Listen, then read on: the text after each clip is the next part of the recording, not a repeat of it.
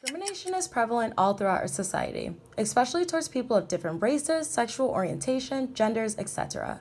This discrimination is known to prevent students from learning, graduates from getting jobs and keeping them, making connections for future references, and finding support in everyday life, not being a part of this so-called dominant society. This discrimination can come in the form of microaggressions, hidden prejudices, and even blatant racism from peers. This underlying discrimination has been thought to root from ingrained biases that some people may hold from older generations or just plain ignorance, and may end up projecting them on others with no realization. Here are some interviews we conducted to reveal just how often this idea of discrimination that we don't often realize happens in our everyday lives.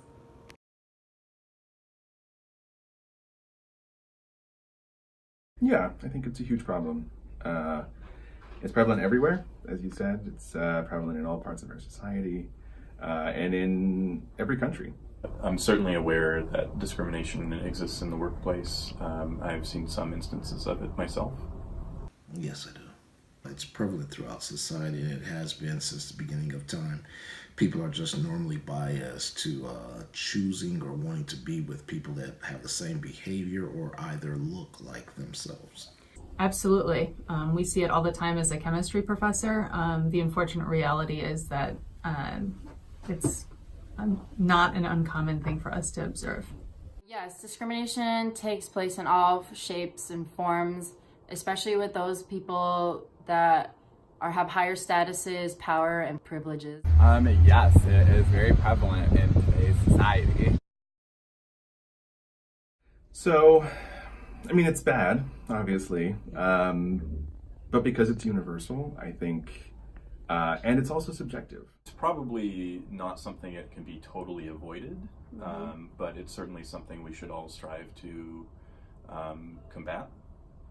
I do my best as an educator to bridge the gap and to make everybody in my classroom feel valued and accepted. And at the beginning of every semester and throughout the semester, I make sure to mention that you belong here.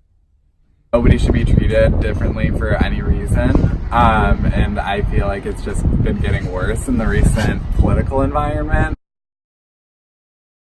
I think in our culture right now, people of color, especially African Americans, experience more issues. I think also trans people. So we've talked about trans people violate a lot of traditional norms just by being who they are. And so I think they create a lot of anxiety. Yeah, certainly. There's a long history of discriminating against certain groups more than other groups. I think it's possible for any group to be discriminated against, but our country has a long history of discriminating against recent immigrants, against African Americans, against women, more so than people who look like me.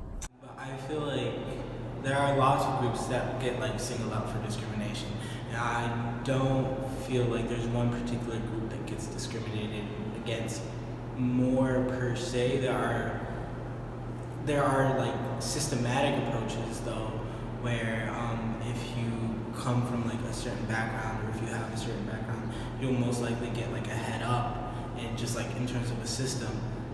So I feel like this discrimination can yes, it can be based on ethnicity and stuff, but it can also be based on class. So what my observations in STEM are women and students that are coming in from a challenging background, low socioeconomic status, tend to struggle because their high schools didn't prepare them proficiently for college. If you're not graduating college, then you're not going to be available to take on those professions. I mean, obviously there are different ethnic backgrounds and different races. Those get treated more differently, especially in America and all over the world. But I would say honestly, populations where there's a combination of the two are even more likely to be targeted. I don't think there's a group that's specifically completely discriminated against, but it's targeted most against the LGBT community and minorities like colored people and women. So I haven't, because I certainly present as a white male and cisgender, so I've been quite fortunate. I think people who deviate from the big social norms can be talked down to. People can say things, microaggressions, right? So just small ways in which we interact, but the kinds of questions that people have, the sorts of things that people assume or say, can be evidence of some kind of underlying issue, I think. Certainly I know a lot of female professors are treated differently by their students than male professors, and the same is true for professors of color. One of my coworkers who's Latino and gay is kind of overlooked sometimes when he's at the register because he has to talk to these people. I've noticed like them treating him like a foreigner and like saying comments under their breath or giving him like little side looks. I've been witness to it. I've been part of groups that have members who don't look as much like me. So I've certainly seen discrimination. I think it's pretty rare for white guys to be discriminated against for being white guys. So I don't know that I've experienced that so much. It was my first time. I was flying back home.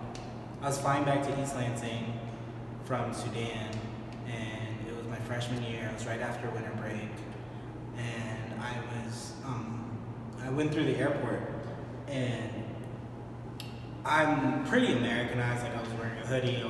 I wasn't dressed any particular way that would suggest that I was like suspicious or anything. I wasn't doing anything suspicious.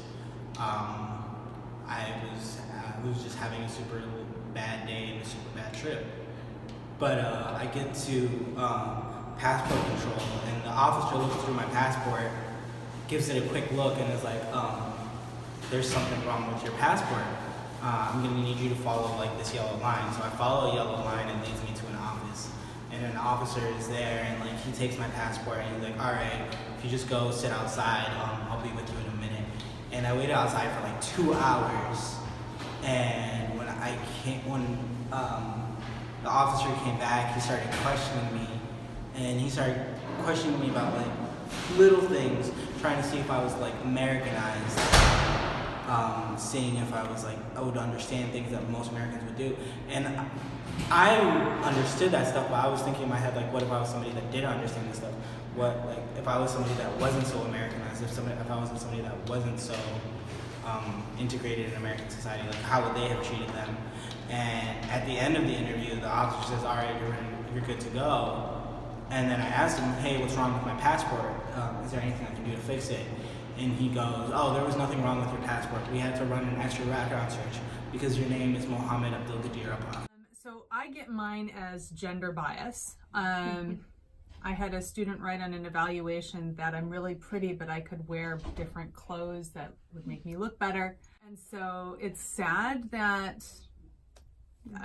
someone at my level would get those comments. As a graduate student, there was not a women's restroom on the 5th floor because it was the organic floor, and why would there be women there? And so it's these microaggressions that I observe that I think they don't realize that they're putting these barriers in, or like, you're not welcome here type mentality. No, I really haven't experienced any discrimination in my workplace, but about my workplace, like I work at Panda Express, and when I tell people this, they're like, "Oh, of course you do, because you're Asian," or "That really does suit you, like you belong there." I remember one time I had my coworker who was transitioning, and literally like right in front of her, like one of my coworkers was just like talking about how transgenderism is not real, and that it's all fake and all this stuff, and it just was really hard to watch her listen to that, take that in, and just be completely invalidated and treated very differently. I'll say that I witnessed a situation where I was interviewing for a job. I've had Fortune 500 clients. Bottom line is, when I got into the building, and this is no pun, the only people of color I saw that were working in that building were working in their kitchen. I could sense the tension between the interviewee and myself, trying to come up with reasons why he didn't think that I would be good for their on-site liaison. And to make a long story short, his biases and his willingness not to want to go with someone of my nature because of color, and I'm pretty adamant that that was the fact, caused me not to get that job. I had already signed a contract with my company, quit another job, and had sold a house in order to take this job. And so I did recoup my losses in a lawsuit and in a battle because I was their guy, and they knew that I was the person that was ready for it. But this guy just could not take the fact or break through the fact of the racial barrier.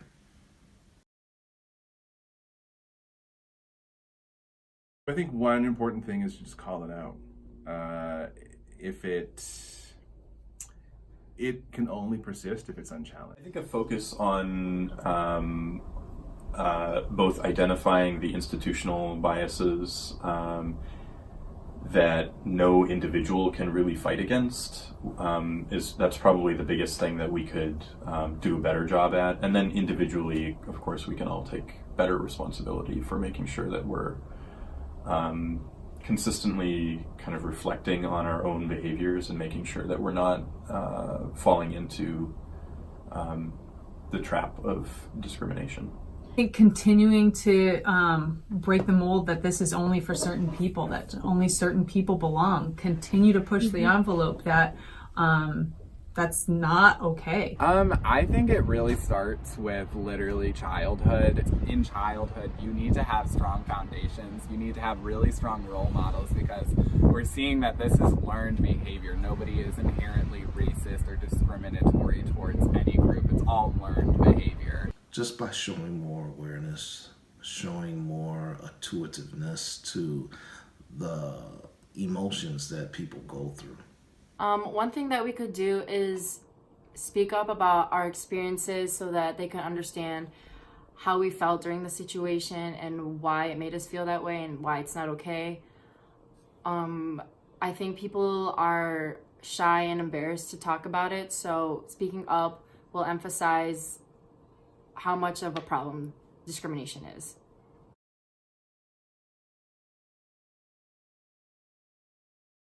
I think one way we could reach out about the situation is by starting with the youth. Educating people when they're like younger. It has to start young. And I think we can't protect children from the reality that this happens.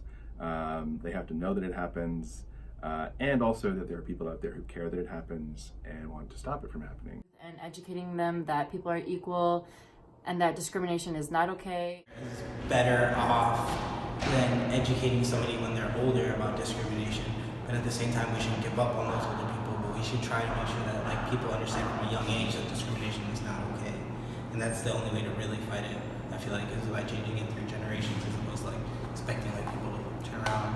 Would have to involve multiple avenues to respond. I think for me, one of the things that opened my eyes was taking the Harvard implicit bias test, which just showed that I'm not quite as good at being even-handed as I thought I was. So that makes me more aware and making sure that we all interact with as many different kinds of people as we can. What we can do is make sure that we're hiring a diverse group of people in any workplace, and make sure that we're promoting a diverse set of leaders. Diversity matters. There's countless research that supports that the most successful groups and the most profitable organizations have diversity amongst the people that are employed there. The people that have money tend to be the ones that have all the clout when it comes to making those type of changes. Let them know that it matters. We know it matters. There's research that shows that it matters. But I think also just calling it out and challenging it is a way to educate all of us.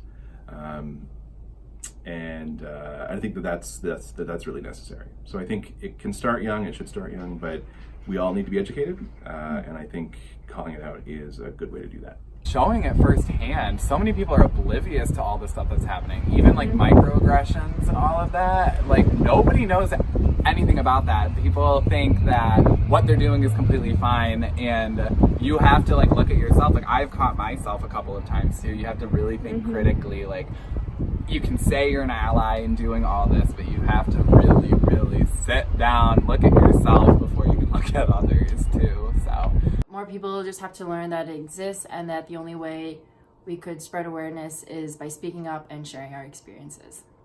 Thing that we're doing right now, just bringing awareness, making sure that we're shedding light on these issues, making sure that people don't have to hide the things that are really hindering them as far as their thought processes when interfacing different groups. Discrimination is clearly present all around us and happens to all different kinds of people.